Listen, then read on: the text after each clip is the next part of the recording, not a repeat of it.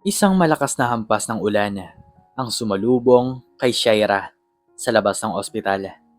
Tila nakikisabay sa bigat ng kanyang dibdib. Sa edad na 23, buong akala niya ay kaya na niyang harapin ang anumang pagsubok. Ngunit ang pagbagsak ng kanyang ina sa matinding karamdaman ay mas patindi pa sa anumang bagyo na kanyang dinanas. Nag-iisa siyang anak, ang tanging pag-asa ng kanyang inang manggagawa sa probinsya na nangangarap makatapos siya sa kolehiyo. Ngayon, ang mga pangarap na yon ay tila binabalot ng makapal na ulap ng kawalan ng pag-asa. Humigit kumulang 300,000 piso na ang utang nila sa ospital at patuloy pa itong lumalaki sa pangaraw-araw. Bawat tingin niya sa mahimbing ngunit balot ng sakit na ina ay isang saksak sa kanyang puso. Nais niyang sumigaw, nais niyang magmakaawa sa langit, ngunit nanatili siyang tahimik.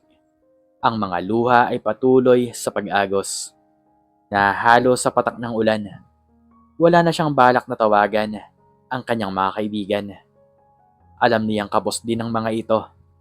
Isa lang ang nasa isip niya, kailangan niyang makahanap ng paraan, kahit anong paraan. Isang araw, habang nakatunganga sa labas ng bintana ng silid ng ina, may lumapit sa kanya. Isang lalaking nakaitim, nakapormal na bihis, may dala pang briefcase at itim na payong. Miss Shaira Matienzo? Kayo po ba yan? Tanong ng lalaki. Formal ang tinig. Tumango siya na tila nagtataka. Ako nga po. Bakit po? Ako si Attorney Benitez. Kinatawan ng aming kliyente. May importante po akong pag-uusapan sa inyo. Pribado, sabi nito.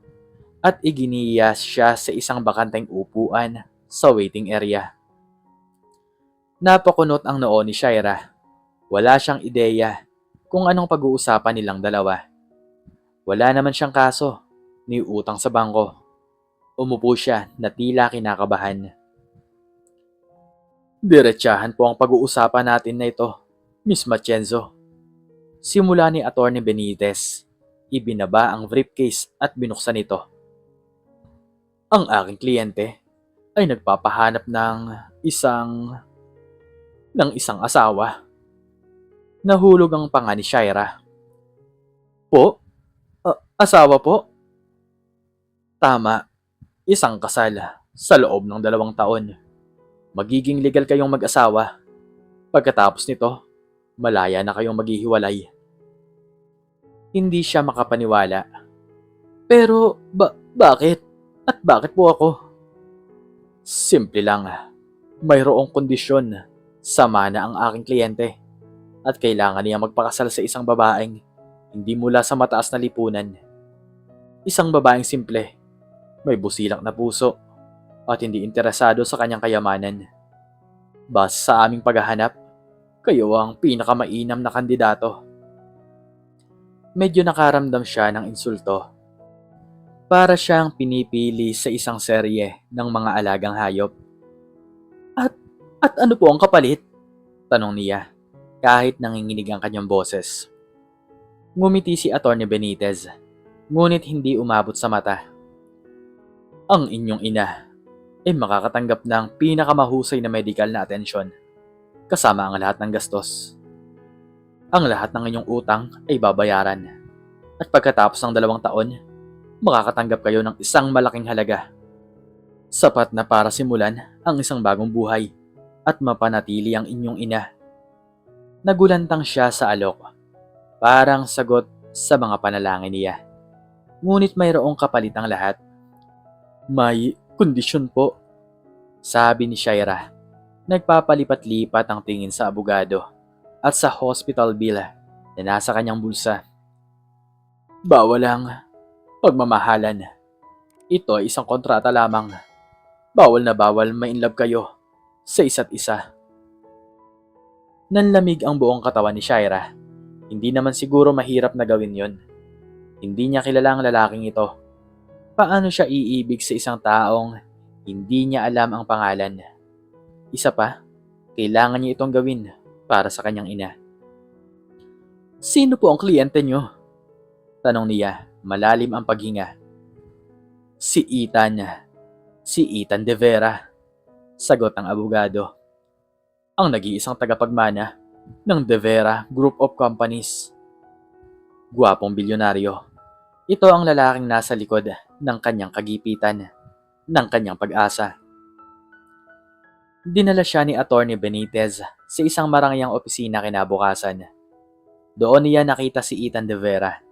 Nakaupo ito sa likod ng isang malaking mesa. Seryoso ang muka at may aura ng kapangyarihan na kayang kainin siya ng buo. Gwapo ito, oo, ngunit malamig ang mga mata. Tila walang emosyon. Miss Matienzo? Bati nito, walang ngiti. Naintindihan mo ba ang pinasok mo? Opo, Mr. De Vera. Sagot niya. Mahigpit ang hawak sa kanyang kamay. Walang pagmamahalan, walang expectations. This is purely business. You play your part, I play mine.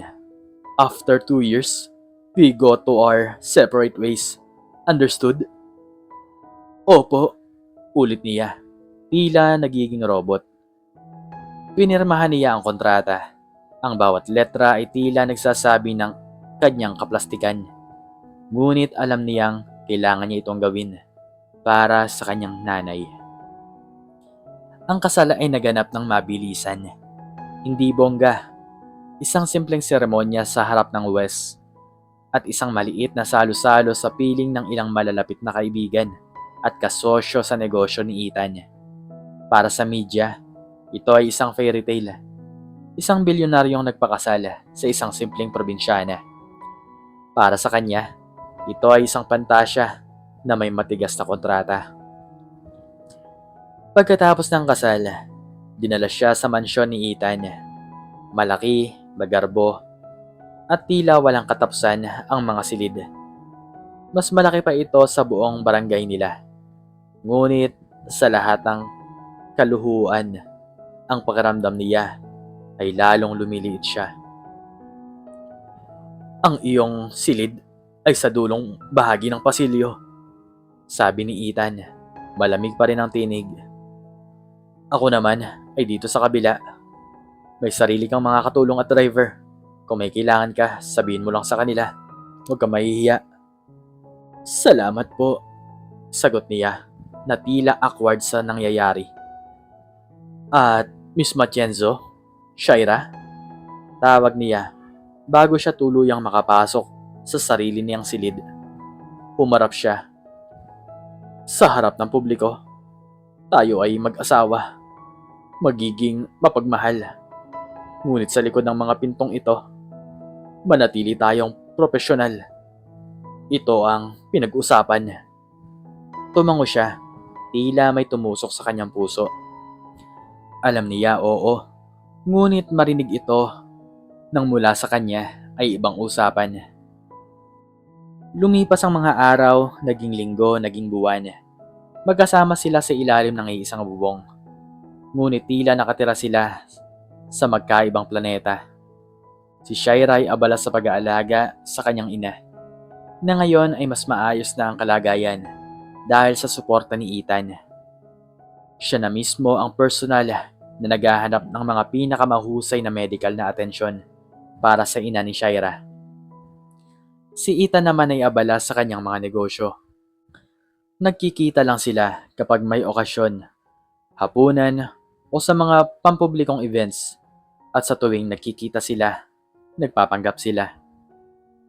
Isang gabi, pagkatapos ng isang charity event, pagod na pagod si Shaira. Hindi niya namalayan na nakatulog siya sa sofa sa sala. Nagising siya sa isang malumanay na pagkilos. Nakita niya si Ethan na nagtatakip ng kumot sa kanya. Bakit hindi ka pa umakyat sa kwarto mo? Tanong ni Ethan, bahagyang nagulat. Nakatulog na po ako, Sir Ethan, sagot niya, nahihiya. Tumango lang ito. Magpahinga ka na. May mahalaga kang lakad bukas. Aakyat na sana ito nang magsalita si Shaira. Ethan, salamat sa lahat. Sa tulong mo sa aking ina. Malaki ang pasasalamat ko. Humarap ito sa kanya. Sa unang pagkakataon, tinitigan niya ito ng matagal. Hindi na siya nakaramdam ng takot, kundi ng pagtataka. Bakit tila may lungkot sa mga mata nito? Huwag mong isipin yun. Sagot nito. Bumalik ang malamig na ekspresyon. Bahagi yun ng kontrata. Tungkulin ko. Pero hindi ito tungkulin lang. Nakita ni Shaira si Ethan na nagpupuyat. Nakikipag-ugnayan sa mga doktor. Nagbabasa ng medical records ng kanyang ina. Ginawa niya yon ng personal. Hindi ipinasa sa kanyang mga tauhan. Isang beses nagkasakit si Shaira. Nilagnat siya. At akala niya'y isa sa mga katulong ang mag-aasikaso sa kanya. Ngunit si Ethan ang pumasok sa kanyang silid. May daladalang tray ng sabaw at gamot. Bakit hindi ka nagsasabi? Tanong nito. Ang boses ay may bahid ng pag-aalala. Hindi na po kailangan. Ethan, may mga katulong naman po kayo. Sagot niya, nangihina. Sinapo nito ang kanyang noo, mainit. Hindi ka robot, Shaira. Isakit ka At bukod sa kontrata, responsibilidad ko, ang kapakanan mo. Kainin mo to at inumin mo ang gamot. Tinulungan siya nitong makakain ng sabaw. Para siyang bata na inaalagaan. Sa mga sandaling yon, hindi niya naiwasan ang makaramdam ng init sa kanyang puso. Ito ba ay awa, pasasalamat, o isang bagay na mas malalim? Nagsimulang magbago ang kanilang dinamika. Hindi na lang sila nagpapanggap sa publiko. Magkasama na rin sila kumain sa hapagkainan. Nag-uusap tungkol sa mga simpleng bagay. Minsan, ipinasyal siya ni Ethan sa mga lugar na tahimik kung saan maaari silang maglakad-lakad nang walang nakatingin.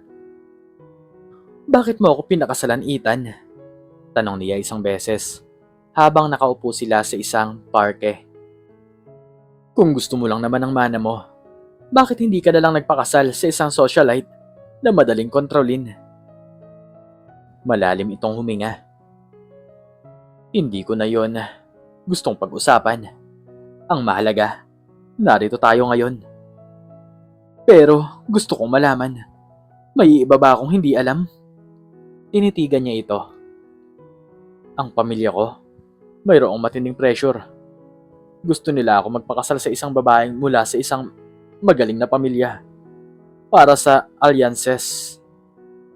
Pero ayaw ko. Nakita ko kung paano naghiwalay ang mga magulang ko dahil lang sa pera at negosyo. Ayaw kong mangyari yun sa akin. Kaya naghanap ka ng paraan para maiwasan yun? Sabi ni Shaira. Nagsisimulang makakita ng mas malalim na bahagi ng lalaki. Para makahanap ng kapayapaan. Pagtatapos ni Ethan. Konti. Sa mga sandaling yon, unti-unting lumalabas ang kanyang tunay na anyo. Hindi na ito ang malamig at walang pusong bilyonaryo. Nakakita siya ng isang lalaking may sariling pinagdadaanan. Isang lalaking nangangailangan din ng pangunawa. Hindi niya namalayan na nahuhulog na ang kanyang loob kay Ethan. Hindi dahil sa kayamanan nito, kundi dahil sa busilak nitong puso na dahan-dahang nagpapakita. Dahil sa pagmamalasakit nito sa kanyang ina, sa kanya. Dahil sa seryoso nitong mga mata na minsan ay may lungkot. Isang araw, malapit nang matapos ang kontrata. 2 buwan na lang, nagising si Shaira na may mabigat sa kanyang dibdib. Ano na ang mangyayari pagkatapos ito? Babalik na ba ulit sila sa dati? Mawawala na ba ulit ang presensya ni Ethan sa kanyang buhay? Napagtanto niyang mahalaga pa rin si Ethan sa kanya. Ang mga simpleng sandali, ang mga tingin, ang mga usapan. ang mga pagpapanggap. Lahat ng iyon ay nagbunga ng isang tunay na damdamin. Ngunit ang kontrata ay malinaw. Bawal ma-in love. Nakita niya si Ethan na nakatayo sa balkonahe, umiinom ng kape. Lumapit siya. Malapit na matapos ang kontrata, Ethan. Sabi niya, pinilit maging kalmado. Humarap ito. Oo, alam ko. Ano plano mo pagkatapos? Umiwas ito ng tingin. Tulad na napag-usapan, maghihiwalay tayo. Malaya ka na. Masakit sa kanyang tenga ang mga salitang iyon. Tila hinihiwa ang puso niya. Pero paano kung hindi ko na kaya? Napatingin ito sa kanya. Anong ibig mong sabihin? Ethan, bakit ka nagkakaganito? Bakit mo ako inaalagaan? Bakit mo ako pinapasaya? Bakit mo ako sinasamahan sa mga bagay na hindi naman nakasaad sa kontrata? Alam mo ba kung gaano ako nahihirapan? Umagos sa mga luha niya. Hindi na niya kayang pigilan. Bawal ako ma-inlove, tama? Pero bakit ginagawa mo ang lahat ng bagay na to? Para mahulog ako sa'yo. Bakit mo ako hinayaang umasa? Naglakad ito papalapit sa kanya. Hinawakan nito ang kanyang muka. Shaira, ako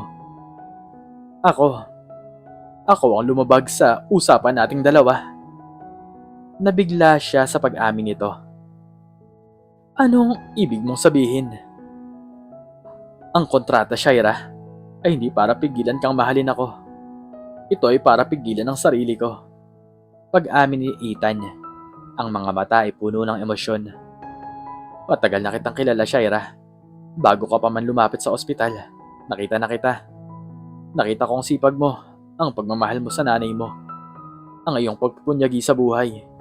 Nakita ko ng busilak mong puso sa gitna ng lahat ng problema mo. Nagulat si Shaira. Paano? May koneksyon ng pamilya ko sa ospital na pinagdalhan mo sa nanay mo. Nalaman ko ang kalagayan mo at alam kung diretsahan kitang alukin ng tulong, tatanggi ka. Dahil sa pride mo o kaya naman iisipin mong may kapalit. Ito ang tanging paraan para maging malapit ako sa iyo. Ito ang tanging paraan para makapasok ka sa buhay ko nang hindi mo iniisip na gusto ko lang ang katawan mo o na isa kang trophy wife. Pero bakit ang bawal ma-in love na kondisyon? Tanong niya, naguguluhan pa rin. Kasi natatakot ako, Shaira. Natatakot akong masaktan ulit.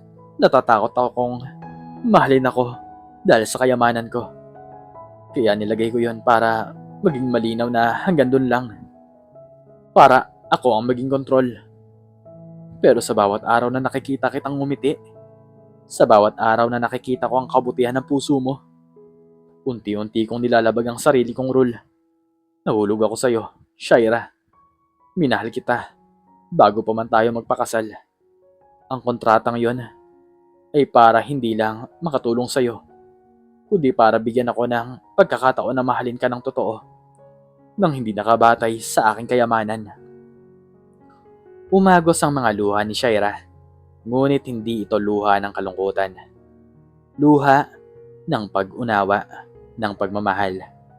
Si Ethan, ang malamig na bilyonaryo, ay may puso rin. At ang pusong yon ay matagal na ring nakalaan para sa kanya. Niyakap siya ni Ethan ng mahigpit. Shaira, mahal na mahal kita. Hindi ko hahayaang matapos ang kontratang to para maghiwalay tayo. Sana ay mahalin mo rin ako nang higit pa sa kontrata. Tumingala si Shaira. Tinitigan ang mga mata ni Ethan. Minahal ng kita matagal na, Ethan. Kahit na alam kong bawal. Kahit na akala ko'y ako lang ang lumalabag sa kontrata. At doon, nagsimula ang kanilang tunay na pagmamahalan. Hindi na nakabatay sa kontrata o sa pera o sa obligasyon, kundi sa dalawang pusong naghanap ng paraan para magtagpo. Kahit sa gitna ng pinakamasakit na pagkukunwari, Ang kontrata ay nanatili, ngunit ang kanilang pag-iibig ay mas matibay pa sa anumang kasulatan. Ito ay isang pag-iibig na nagmula sa kalangitan ng desperasyon at lumago sa gitna ng pagpapanggap upang maging isang pag-iibig na tunay, walang hangganan, at hindi na kailanman magiging isang simpleng kasunduan. Ikaw, ano ang natutunan mo sa istoryang ito? Makikicomment naman po sa baba kung ano ang inyong natutunan. At hanggang dito na lamang po nagtatapos ang aking istorya at sana po ay nagustuhan niyo ito. Please like, share, and subscribe and click the notification bell para palagi po kayong updated sa mga bago kong istorya. Muli ay maraming salamat po at God bless us all.